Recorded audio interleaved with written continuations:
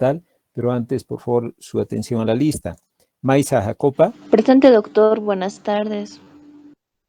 Buenas tardes. Agar Almanza. Iván Arancibia. Buenas tardes, doctor. Presente. Buenas tardes. Paul Ávila. Presente, doctor. Buenas tardes. Buenas tardes. Tito Ávila. Presente, doctor. Buenas tardes. Buenas tardes. Carmen Barrón. María Lourdes Barrón.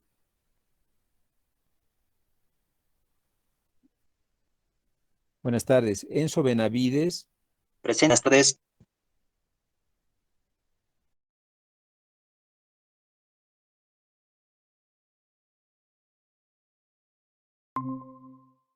Buenas tardes. Maya Bustamante. Claret Calderón. Buenas tardes, doctor. Presente. Buenas tardes. Orlando Castro. Presente, doctor. Gabriela Chávez. Raquel Chuca. Mabet Copa. Presente, doctor. Buenas tardes. Buenas tardes. Zaida Cruz. Presente, doctor. Buenas tardes. Buenas tardes. Rolando Cruz. Mariela Cruz. Presente, doctor. Buenas tardes. Buenas tardes. Gino Diverno.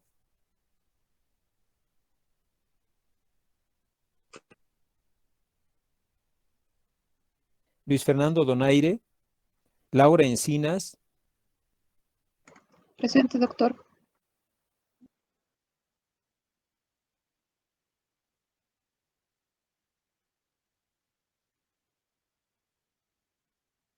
Gabriel Escobar. Presente, doctor. Buenas tardes. Buenas tardes. Johnny Flores. Reina Flores. Presente, doctor. Buenas tardes. Buenas tardes. Noelia Flores. Presente, doctor. Alejandra Guerrero. Presente, doctor. Diana Hinojosa. Presente, doctor. Cristian Guaita. Eloy Jesús. Presente, doctor. Buenas tardes. Buenas tardes. Ivanet Yanqui. Presente, doctor. Gabriela Machaca. Efraín Mamani. Guido Mendieta. Beatriz Mogro. Presente, doctor. Buenas tardes. Buenas tardes. Soledad Mollo. Ever Ortiz. Presente, doctor. Araceli Otondo. Presente, doctor. Buenas tardes. Buenas tardes. Valeria Peñafiel. Buenas tardes, doctor. Presente. Buenas tardes. Pablo Manuel Quevedo. Buenas tardes, doctor. Presente. Buenas tardes. Janina Quispe. Giselle Rocha. Presente, doctor. Buenas tardes. Buenas tardes. Juan Manuel Saavedra. Presente, doctor. Buenas tardes. Buenas tardes. Alejandro Sainz. Noelia Salgueiro. Presente, doctor. Buenas tardes. Buenas tardes. Laura Beatriz Salinas. Ariadna Samanés. Presente, doctor. Buenas tardes. Buenas tardes. Lourdes Sandoval. Presente, doctor. Buenas tardes. Mauricio Sandoval. Buenas tardes. Sainz, por favor, que se me cortó mi computadora, estoy entrando por mi celular. Ya, muy bien. Doctor, ¿me escuchó? Perdón, ¿quién es? Sandoval Aguilar. Sainz, es Alejandro. Aguilar. A ver, nuevamente repítame su nombre, señorita. Sandoval Aguilar. Sandoval. Sí, gracias. Lourdes, está bien. Mauricio Sandoval. Cristian Silva.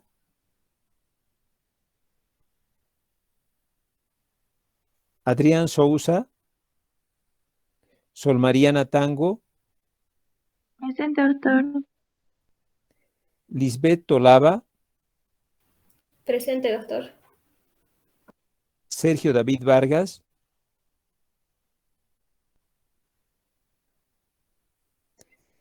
Luis Vargas, Presente, doctor. Doctor, Vargas Sergio David, presente, por favor. ya. Araceli Vargas, Luis Marcelo Vázquez, Ana Ruth Velázquez, Presente, doctor.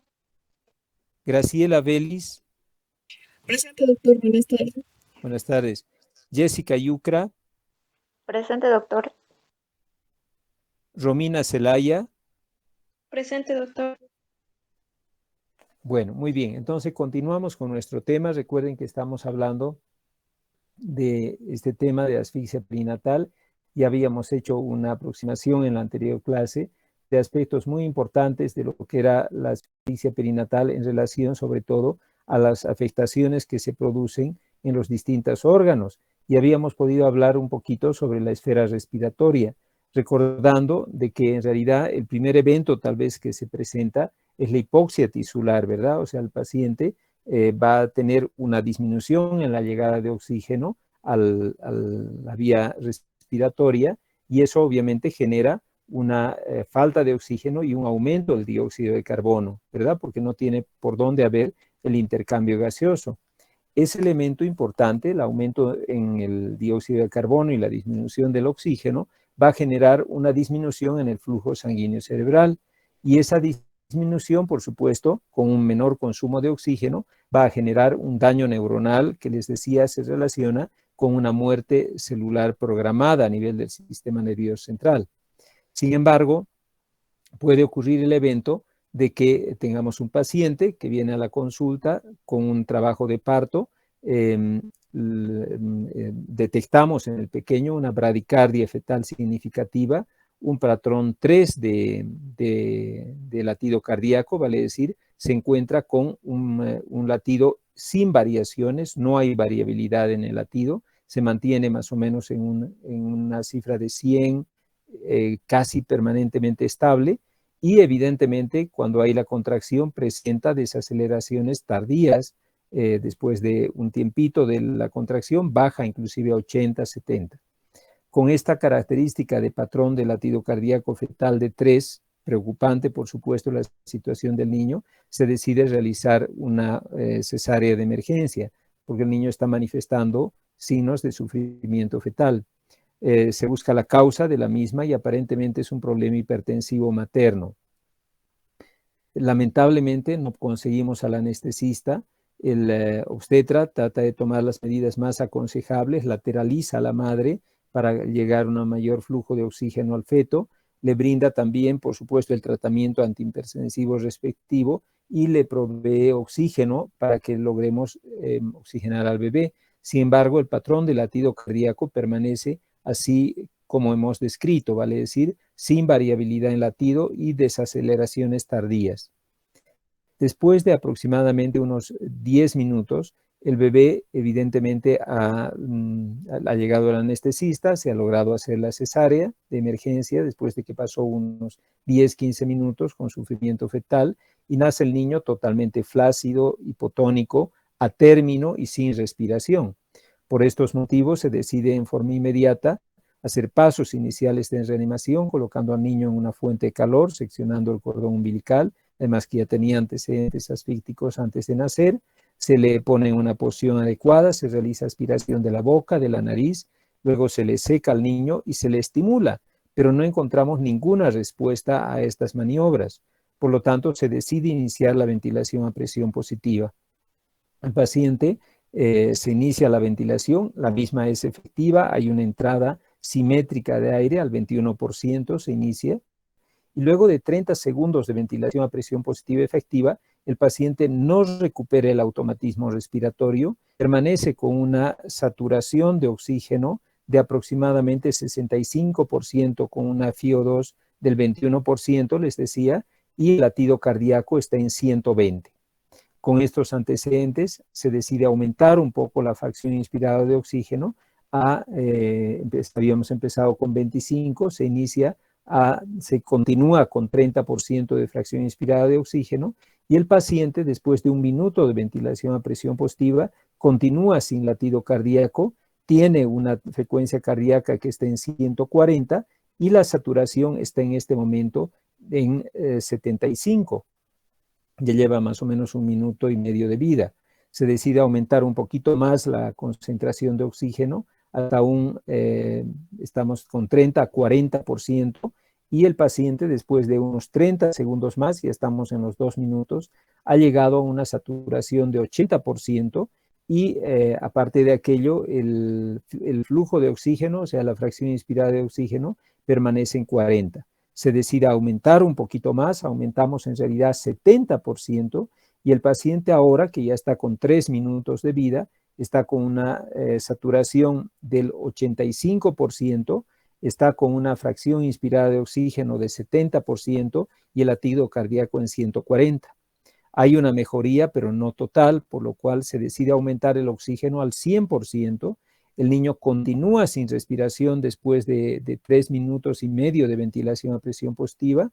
Su saturación ahora permanece en 100%, satura 100%, y está aún sin respirar con un latido cardíaco de 130 por minuto.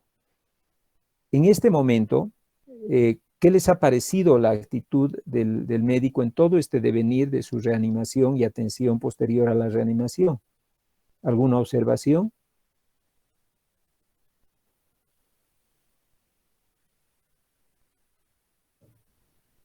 A ver, nadie me contesta, vayamos preguntando. Ana Ruth Velázquez está presente. Ana Ruth. Sí, doctor. A ver, ¿qué le ha parecido la actitud del médico ante esta atención? Bueno, doctor, lo que mencionó es que poco a poco ha ido subiendo la saturación de oxígeno, así que yo creo que está bien, doctor. Ya, de acuerdo. ¿Alguien más quería comentar algo? A ver, Doctor, Romina o Valeria. Valeria, adelante, dígame, Valeria. bueno, generalmente sí se cumplió lo que son los pasos iniciales para la reanimación cardiopulmonar, de llevarlo a algún lugar y empezar todo lo que es el manejo. Ya. Pero posteriormente, eso no escuché muy bien, si la presión positiva ha sido adecuada o no, Ya, porque era adecuada, o sea, sí había expansión torácica, les decía, sí era efectiva. Ya, en todo caso, igual, la perfusión tendría que estar entre 88 y 92 del oxígeno.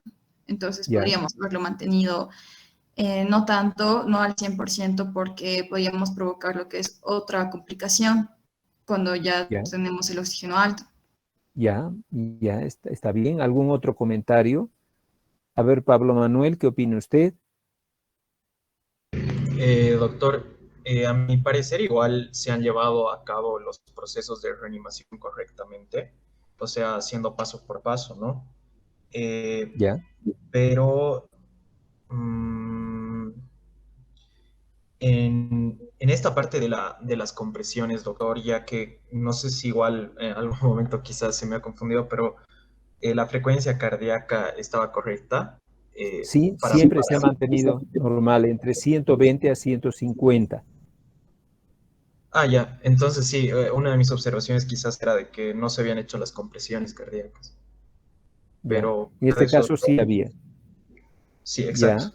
En este caso sí me Ahora, parece. ¿los demás procedimientos estarían bien? Sí, también de igual manera, aunque igual me hubiera gustado quizás tener alguna prueba en medio del cordón umbilical para saber si el paciente estaba entrando en algún tipo de trastorno ácido-base. Ya, Y de acuerdo. tener en cuenta esto. Me parece una observación correcta. En realidad sí le hacen una gasometría al paciente y ha salido con un pH de 7.18. 7.18 es una gasometría arterial hecha a los 5 minutos de haber nacido, 7.18. Está con una presión arterial de oxígeno de 110 milímetros de mercurio y una presión arterial de dióxido de carbono en nuestro paciente de 25 milímetros de mercurio. ¿Cuál es su opinión? Entonces, ¿el paciente estaría en acidosis, doctor? Ya, está acidótico, sí. Por los valores de dióxido de carbono eran de 25, ¿no, doctor? El dióxido de carbono, o sea, la presión arterial de dióxido de carbono está en 25 y de oxígeno está en 110 milímetros de mercurio. Y estaría descompensada, doctor. ¿Está seguro? ¿Descompensada? Tendríamos que saber el valor del bicarbonato. El bicarbonato exacto. El También. bicarbonato está bajito, está con un bicarbonato de 15.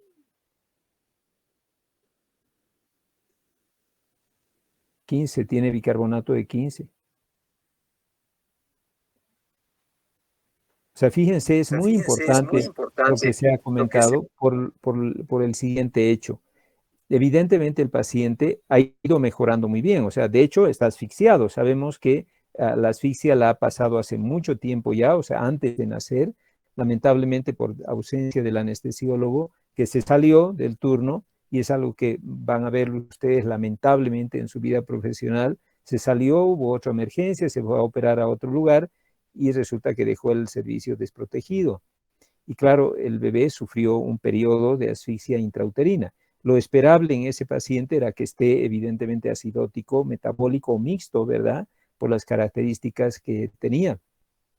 Sin embargo, al nacer se ha hecho los pasos correctos, se ha hecho pasos iniciales de reanimación, se lo ha atendido pronto, se le ha dado oxígeno, pero llama la atención la cantidad de oxígeno que se le ha dado. O sea, se le ha dado, como decía Valeria, demasiada cantidad de oxígeno. ¿Por qué el apuro de que llegue al 100%? Es más, no debemos procurar que llegue al 100%. Pero eso le ha generado algún problema, mire usted, porque ¿qué lío hay? Lo que pasa es que en la gasometría, fíjense, ha encontrado un rango de presión arterial de oxígeno demasiado alta. O sea, está excesiva el rango de presión arterial de oxígeno. Es natural, porque si se está lavando tan intensamente con la ventilación a presión positiva y la oxigenación al 100% en el paciente, obviamente el oxígeno tendría que estar muy alto. Y el dióxido de carbono está al contrario, demasiado bajo. O sea, está con una hipocapnia significativa. ¿Qué quiere decir eso? Que todos estos fenómenos lo que están originando en el paciente es un aumento del flujo sanguíneo cerebral por un fenómeno de hiperoxia. Ese aumento del flujo sanguíneo cerebral va a generar un estrés oxidativo ya también en el paciente. Antes estaba con estrés por la hipoxemia, ¿no es cierto? Y ahora está ya también con un estrés oxidativo, lo cual le va a generar un mayor daño neuronal. Indudablemente, al bajar tanto el dióxido de carbono, nuevamente va a empezar a tener, primero ha tenido un fenómeno de hiperperfusión por la cantidad de oxígeno, y luego va a entrar otra vez en un fenómeno de hipoperfusión, porque está muy bajo el dióxido de carbono, y eso ¿a qué lo va a llevar al paciente? A que otra vez haya un trauma por una deficiencia en la perfusión sanguínea, en la llegada del oxígeno hacia el cerebro, y eso va a generar más daño a mi paciente. O sea que en todo caso, este paciente está teniendo una complicación muy grave por un manejo inadecuado de la respiración del paciente. Y es la reflexión que tenemos que hacer. O sea, vale decir, queremos, por supuesto, al paciente mejorar su irrigación cerebral, ¿no es cierto? Mejorar esa deficiencia de oxígeno, mejorar el acúmulo de dióxido de carbono y lograr oxigenarlo mejor, pero nunca excedernos de lo que corresponde como parámetro medio. Si no tenemos gasometría, ¿por qué no se ha tratado de mantener el oxígeno en un rango aceptable de 88 a 92? ¿Cuál es el afán de hacer que suba más y más y más la cantidad de oxígeno? ¿Qué necesidad tenemos de que tenga tanto oxígeno? Por lo tanto, será muy importante tomar en cuenta estos aspectos, porque no solo se trata de que, bueno, ya está, más oxígeno, no pasa nada, sino que lo va a dañar, y lo va a dañar también en la parte neurológica, respiratoria, oftalmológica, es decir, va a generar efectos muy adversos en nuestro pequeño paciente. O sea que todo eso debemos procurar, evidentemente, corregir en forma apropiada. O sea, cuando estén en neonato, pues lo que tienen que hacer es vigilar realmente que el niño esté bien, estable y que no se excedan ni le falte lo que realmente necesitamos dar. ¿De acuerdo? Está claro, ¿verdad? Sí, doctor. Muy bien. Bueno, ahora hay otros cambios también que se dan en el paciente, en la esfera cardiocirculatoria también se da. Obviamente el niño, al llegarle por supuesto poco oxígeno, entra en forma general en una hipoxia tisular. Inicialmente el pequeño trata de redistribuir la sangre a órganos fundamentales, por ejemplo, envía la sangre al corazón, al cerebro, a las glándulas suprarrenales, pero claro, si sigue la asfixia, como en este nuestro pacientito, que no había cuando le hagan nacer al pobre, pues no quedaba otra alternativa que también le disminuya la sangre al miocardio. O sea, tiene que haber un momento en que le llegue poco oxígeno al miocardio, pese que hay redistribución de sangre. Esa poca llegada de oxígeno al miocardio va a permitir que esa célula cardíaca, ¿no es cierto?, esa célula muscular, no pueda cumplir su función. O sea, vale decir, baja su poder inotrópico en el corazón y también su poder cronotrópico. Por lo tanto, ustedes van a notar una menor fuerza contráctil del miocardio y además un menor latido cardíaco, que se va a acompañar inevitablemente por una falla, una disminución de la tensión arterial. Al presentarse un estado tanto de deficiencia contráctil, de una tendencia muy marcada hacia bradicardia e hipotensión, el paciente va a empezar a recibir un menor flujo sanguíneo cerebral, porque como haya una hipotensión significativa ya no le llega pues sangre al cerebro, y como no le llega sangre al cerebro, este paciente va a necesariamente empezar a sufrir hipoxia tisular que le lleva nuevamente a la muerte de un análogo granada. O sea que el paciente ya había mal, si antes de que hagamos esa adecuada reanimación en el periodo postparto. Entonces ahí otro de cuál es nuestra infancia. O sea, intentemos que puede llegar a tener el niño un problema hipotensivo, puede ser grave, por la hipoxia tisular, por la falla miocardial secundaria, la hipoxia. Pero ¿qué debemos hacer? Tratar de tener la presión arterial media, puede ser 160 en las unidades neonatales, en unidades intensivas naturales, siempre que sea la presión arterial media para alertar al médico y de turno de que está bajando la presión arterial media. Y si baja la presión arterial media, obviamente la sangre del niño. Debemos tratar de mantener en 45 la presión arterial media, menos de alrededor del día, por supuesto, ya está llegando poca sangre al cerebro. Primero, claro, organización oportuna, ideal, aquí no hemos equivocado, hablar de los pero bueno, y ahora podemos hacer de los niños a hipotensional, pues lo que debemos hacer en consecuencia es darle una mayor fuerza para la corazón. No solo que la mejore los parámetros que hemos dado, ¿verdad?, sino también utilizando drogas drogas activas. Ustedes saben que tenemos en función la dopamina, lo que actualmente se preconiza más es el uso de la vasopresina por un efecto mucho más directo de la presión arterial diaria en nuestro paciente sin ejercer tanto efecto gástrico miocárdico. Porque si usted aumenta, por ejemplo, una dosis dopaminérgica potente, 15 kilogramos minuto, que va a lograr por supuesto una mayor fuerza cardíaca en el corazón. Pero eso es de un mayor gasto cardíaco energético. Y no tiene energía para gastar, por lo tanto le va a llevar a una mayor muerte cerebral miocárdica. O sea, va a llevar paro. Por ejemplo, no se puede hacer eso.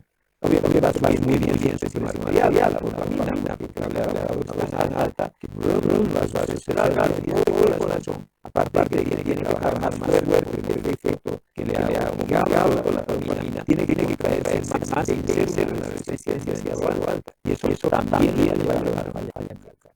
O sea que hay que hablar de las fases, drogas enérgicas, tienen que ser muy cuidadosos en las dosis. Y se habla de que la vasopresina es uno de los menos bien de acabo de darles en los efectos cardiovasculares de los pacientes. Nuestro medio de ciencia, como hablábamos esta mañana, una de las doctoras que trabajaba en cuidados intensivos, nos decía que no estamos usando dopamina sin también. Lamentablemente estamos usando vasopresina. Pero no hay en el medio, y existe, la vasopresina existe, y hay por esto para bien.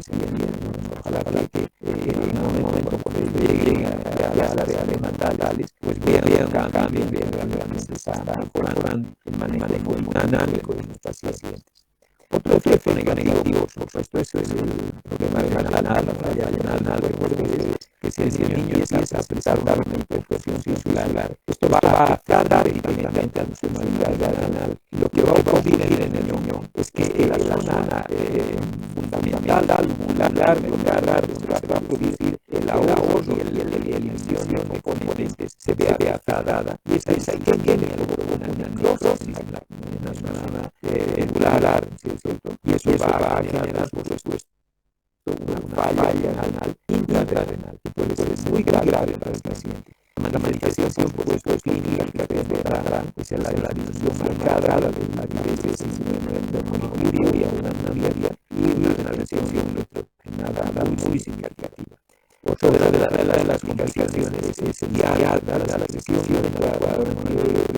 que se debe dar este efecto renal. ¿Cómo encontraríamos sodio plasmático en un niño íntimo sin encontrarlo en el día a día? Y debemos de hacer ya como es para el sodio urinario. El sodio urinario. Y el plasmático Mariana tampoco. Gracias de media. Y el plasmático. Sol Mariana.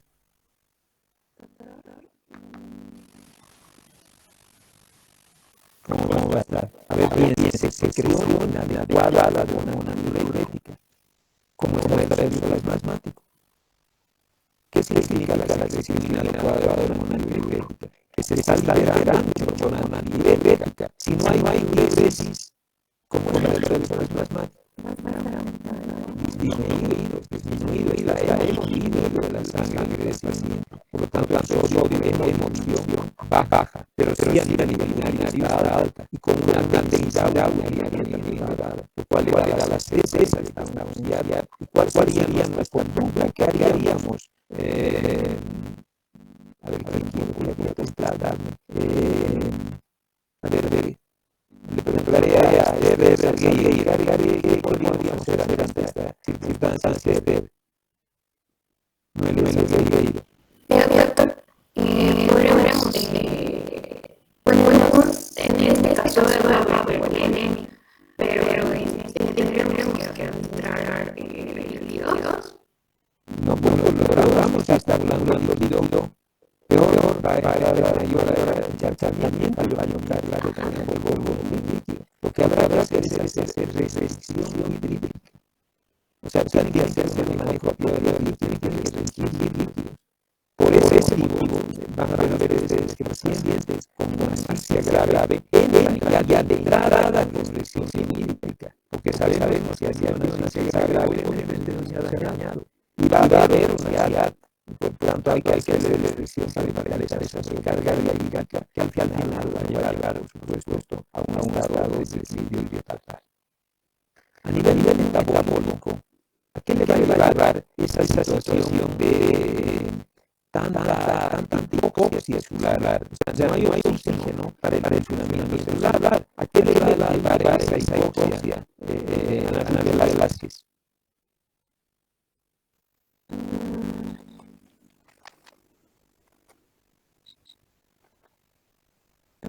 ¿Qué debe llevar? ¿Qué pasa con la célula? No le llega oxígeno. ¿Cómo puede reaccionar? No sabía. A ver, piénselo. O sea, en el mar también llega acá. Y esto va para todos. ¿Qué hacemos? ¿Qué debemos hacer? Buscar una solución, chicos, ¿no? Cuando vayan a ver al paciente y ahora que entra, no sé si vaya, no tenía que acabar. Tengo que buscar la solución. Debo decir, ¿qué puede estar? A ver, es una célula de oxígeno. ¿Cómo va a producir energía? Tiene que producir de alguna manera. ¿Cómo? Con O sea, tiene que hablar del metabolismo anaeróbico, o sea, tiene que seguir el metabolismo, ¿no? Pero consumiendo grandes cantidades de glucosa. Eso es lo que hace la célula, no tiene otra alternativa. ¿Verdad? Puede consumir oxígeno, entonces tiene que hacer metabolismo, pero vía anaeróbica. Y eso lleva a qué? Al consumo de glucosa. Si consume altas cantidades de glucosa, ¿qué va a ocurrir con la glicemia? Va a estar una crisis hipoglicémica terrible. Y si hay hipoglicemia, ¿qué va a pasar a nivel cerebral si hay hipoglicemia? Se va a perder la regulación neuronal hidrídica, ¿no es cierto? Y eso le va a llevar a que esa célula a la larga pueda morir, ¿no es cierto? Le va a llevar a la muerte. Un elemento que también se ha visto muy marcado en pacientes de hipoglicemia es la resistencia de insulina que se genera. La valerización del hiperminismo, porque el cuerpo trata de generar más insulina para meterle la glucosa a la célula, que producir las grandes cantidades de glucosa. Entonces necesitamos más insulina para producir para meterla a la célula. Pero como ya la célula ya se vuelve resistente, ya no tiene nada más, está fallando, recuerden, se ha alterado la membrana celular, ya no puede adquirir glucosa. ¿Qué va a pasar? Pues esa insulina elevada va a generar una conversión de la glucosa en grasas.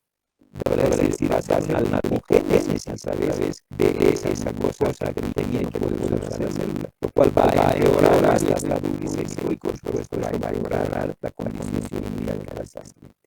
O sea que todas esas alteraciones son muy factibles en nuestros pacientes. ¿Qué debe hacer? Darle una buena cantidad de glucosa. Pero ¿qué pasa si no miden su glucosa usada?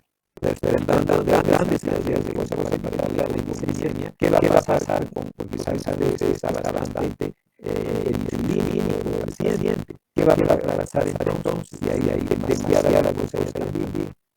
Pues va a ser igualmente una falla renal que incide le puede llegar a hemorragias al niño y empeorar más aún el cuadro clínico con convulsión. Por lo tanto, evidentemente debemos tratar de darle glucosa, o sea, midiendo constantemente los niveles de glucosa en sangre. En un curso normal de neurología de paciente crítico, mínimo jóvenes 3 o 4 determinaciones de glucosa capilar en un 12 horas. ¿Por qué? Porque si aumenta la glucosa también debe ir a una exceso capilar para ver si realmente estoy llegando a lo que me estoy pasando. Si me estoy pasando, entonces tengo que realmente disminuir el flujo. Si me está faltando, tengo que aumentar y disminuir el flujo mucho más. O sea que es muy importante este cálculo y este control de Cristo, ¿de acuerdo? Ahí les he puesto algunos criterios. ¿Qué pasa? Mira, doctor, si estoy en primer nivel y debo internar a un paciente, cuando lo voy a internar, lo voy a definir enormemente. Hemos dicho que este habla de mucha utilidad para poder tomar decisiones en el normal, por 17. Si está menos 17, se ha hablado y probablemente en contra de la iglesia se inmediatamente. El pH con nombrar a 7 no lo vamos a poder hacer porque es muy difícil que en el nivel de ciencia podamos identificar sustancias ortodomical arterial. Evidentemente la evidencia científica medio de la percepción de asfixia perinatal, una asfixia moderada o grave y evidentemente debemos referir. Sin embargo, nuestra decisión obviamente será grave el peligro, pero por supuesto con las medidas más aconsejables. En ese sentido, lo primero es hacer buena prevención y para eso que necesitamos chicos capacitarnos en prevención neonatal. Tener los centros claros cómo debemos reaccionar a un niño para no perjudicarlo y alargarle. Por supuesto, una vez que ya lo he ordenado, yo sé que debemos tener cosas buenas. Entonces, ideas de hacer ya lo voy a reabrir con soluciones usadas las 200 ml a 4 gotas por minuto. No es la forma adecuada si es especiado. Tendrán que ver el flujo de glucosa constante apropiado para ser nacido. ¿Eso qué significa? Mirar en términos prácticos. Significa darle un flujo de glucosa de 4 a 6 gramos por minuto. O sea, tendrán calcular el tipo de solución que nos esté dando un grupo de 4 a 6 miligramos kilogramos. Eso es muy importante realizar. Por supuesto, el balance hídrico tendrá que ser estricto, ¿no es cierto? Porque ya habíamos dicho que lo que no puedo permitirme es un balance hídrico positivo y todo lo contrario. Debo hacer un balance hídrico negativo con una restricción hídrica ya de adecuada al paciente. Doctor, en términos prácticos, ¿cuánto sería esa restricción hídrica? En ml kilo, por ejemplo, se recomienda iniciar con 40-50 ml por kilo día en el paciente con asfixia. O sea, muy poquito volumen hídrico que obviamente lo restringe. Normalmente se necesita tener una cantidad habitual de lo que recibe por vía parenteral es de 60 ml por kilo, pero en el recién nacido con problemas de asfixia será entre 40 y 50 ml por kilo. Primera vez está haciendo una lesión hídrica de 20-30%. Sí, ese debe ser. ¿Por qué está esta lesión? ¿Por qué hemos dicho? María de la Cruz. ¿Por qué la lesión hídrica?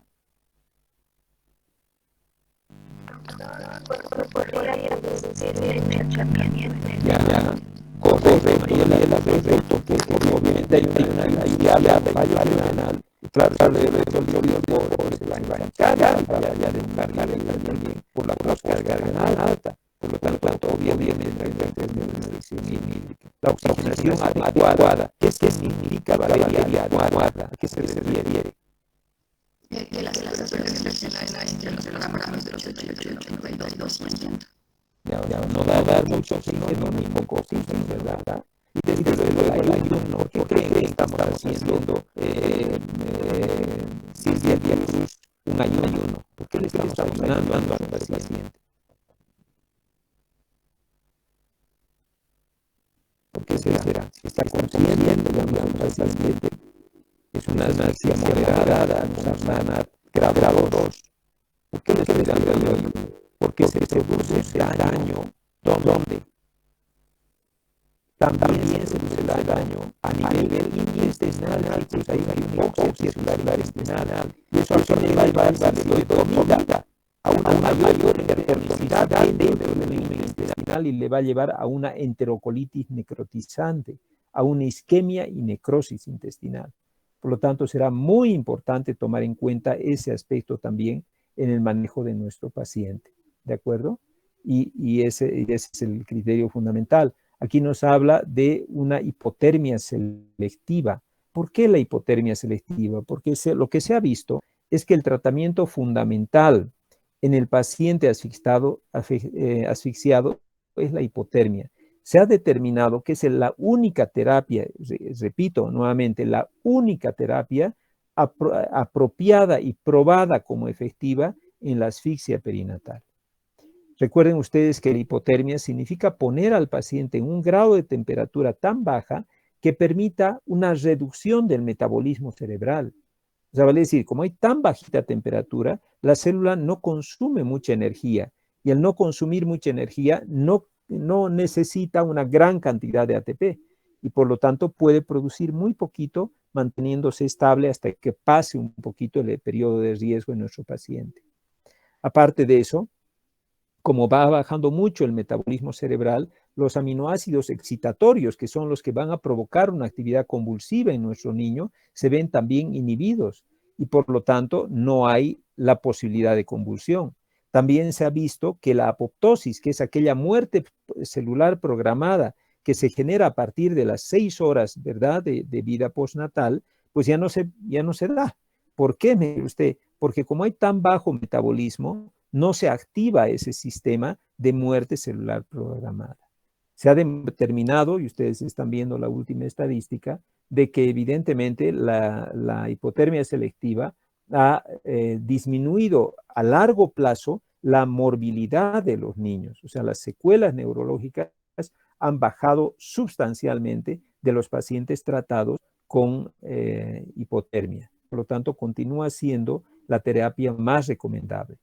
La única, doctor, no, también la eritropoyetina, aquí les he traído el concepto actual de la eritropoyetina, se ha visto que es muy útil para evitar el daño cerebral, disminuye el daño que genera el glutamato, ¿verdad? También se ha visto que inhibe la producción de factores que pueden aumentar la apoptosis, ¿no es cierto?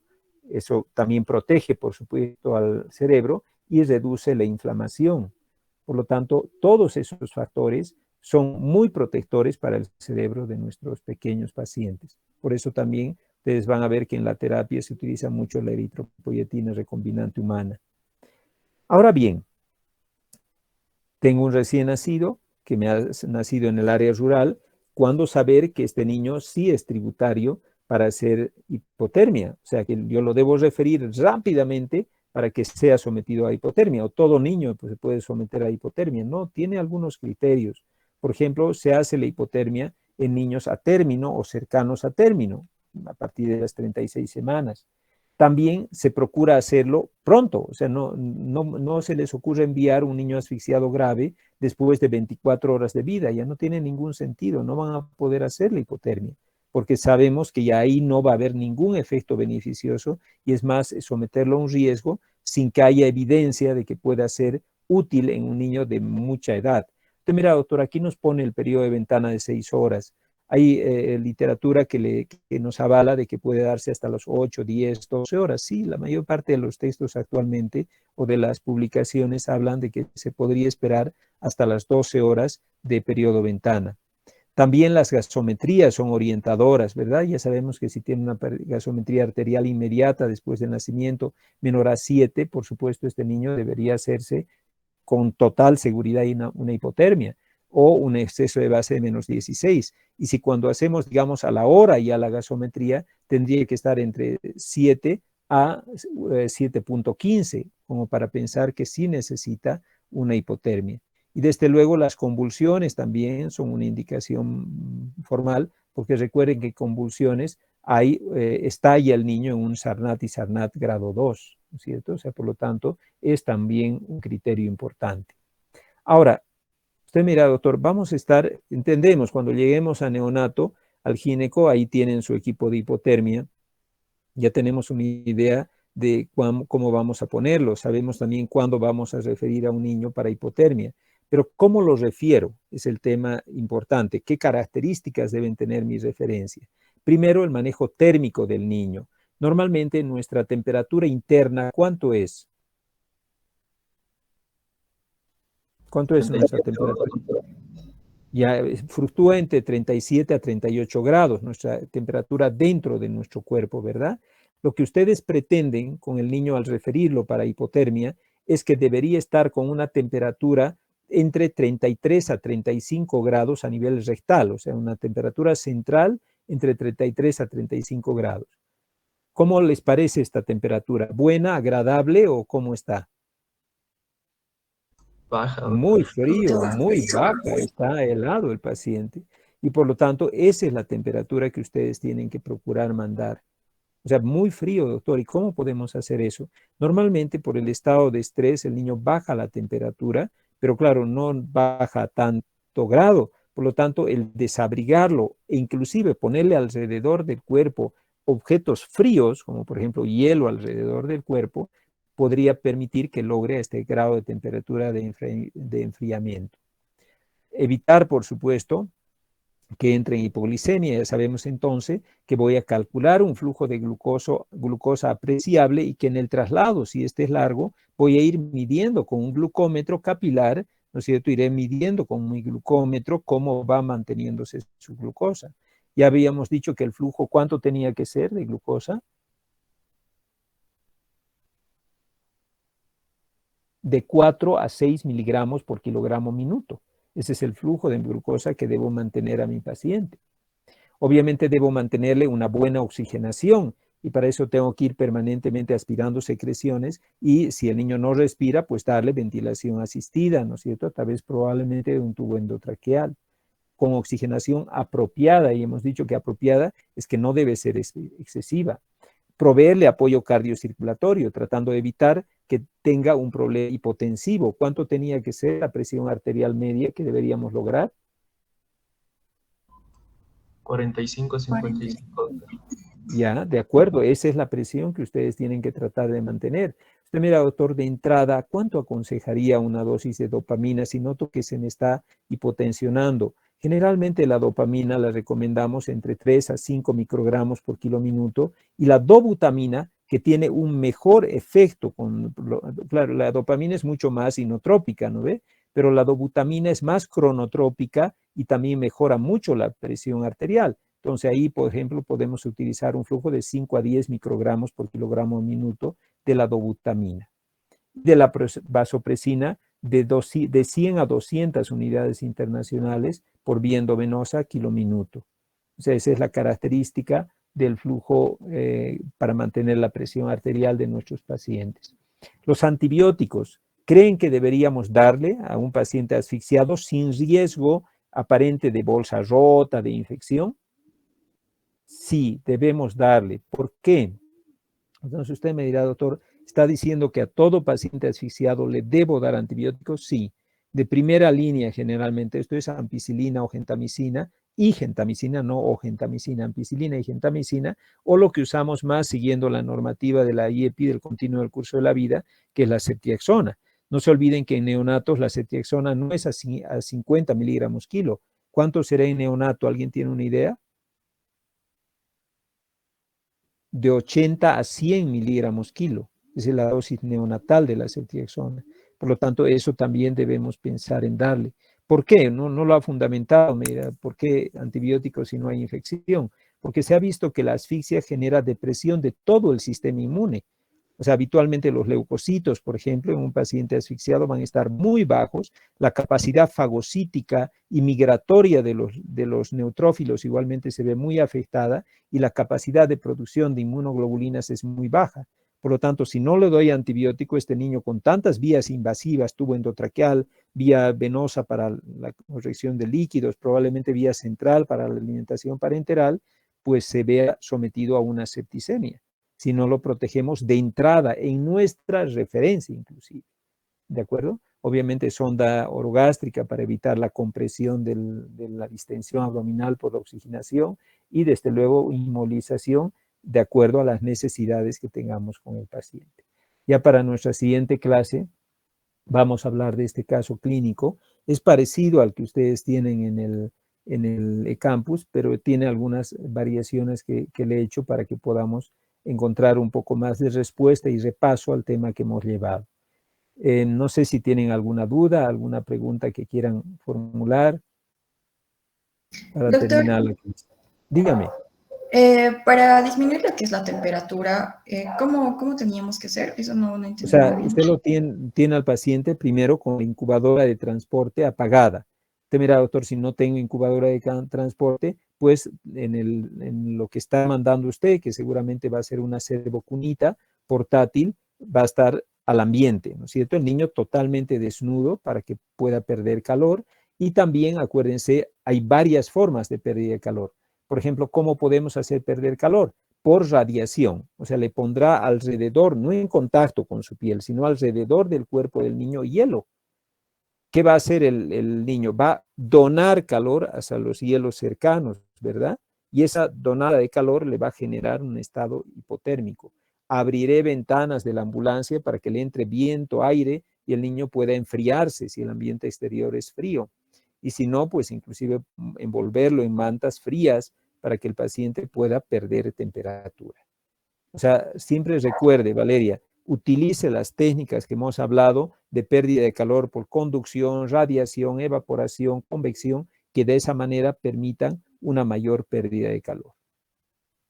Doctor, ¿y no podríamos producir con hielo, por decir, una necrosis cutánea o algo por la disminución? Por eso le decía, no va a estar en contacto con su cuerpo el hielo, va a estar cercano, le está dando no por conducción, sino por radiación la pérdida de calor.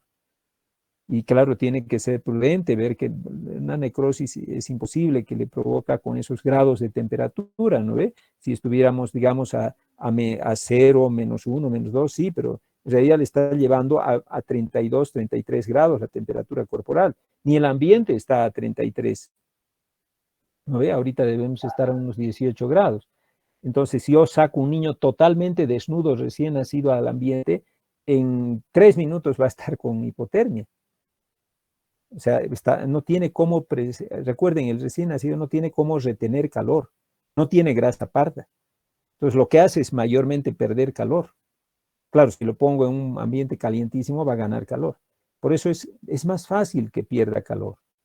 ¿Se dan cuenta? No necesita más. En casos extremos pondré hielo, pero muy frecuentemente el niño rápidamente se nivela por conducción o por radiación a la temperatura ambiental. Y la ambiental, claro, está. Ahora, usted me dirá, doctor, si yo salgo, digamos, prácticamente desnudo afuera ahorita, me voy a enfriar, pero no voy a hacer hipotermia, no, porque su cuerpo genera calor. Pero un niño asfixiado no puede generar calor y rápidamente se va enfriando. Gracias, doctor. Tenía una duda más. Para administrar lo que es la dobutamina o la dopamina, ¿es de inicio o cuando ya veamos que la oxigenación no es adecuada? En realidad puede hacerlo de inicio, pero obviamente primero tiene que estar seguro que es necesario, ¿no? Y para eso obviamente tiene que tener medida la presión arterial media y ver si realmente se lo necesita. El uso de dopamina y dobutamina no está dentro del protocolo de reanimación neonatal, no lo olviden. O sea, lo primero es hacer la reanimación neonatal y una vez que se ha hecho ya la reanimación, o sea, tenemos un niño que ya está 3 minutos, ya con ventilación mecánica, ya con un latido cardíaco estable, porque si no necesitaría adrenalina. En todo caso, si está con un latido estable, ¿qué voy a hacer si empieza a hipotensionarse? Ahí usar dopamina y dobutamina. Sí. ¿Alguna duda más? De nada, ¿alguna duda más?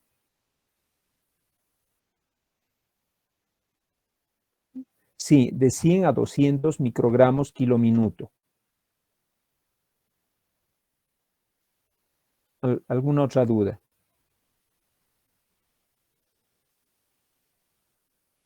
No hay. Bueno, me alegro que hayamos pasado la clase. No se olviden, nos volvemos a ver con este tema, pero además, y eso quiero que vayan leyendo, con trauma obstétrico, que también se encuentra, ustedes lo han visto ya en el eCampus, ¿verdad? Entonces, eso va a ser ya para el día lunes. Vamos a hablar de este caso clínico que les he mostrado hace un momento y además vamos a hablar de trauma obstétrico. Que les vaya bien, que tengan un lindo fin de semana. No se olviden estudiar pediatría. Que les vaya bien. Gracias, doctor. Hasta luego. Nada, hasta luego. Hasta luego, Que les doctor. vaya bien. Hasta luego. Hasta luego.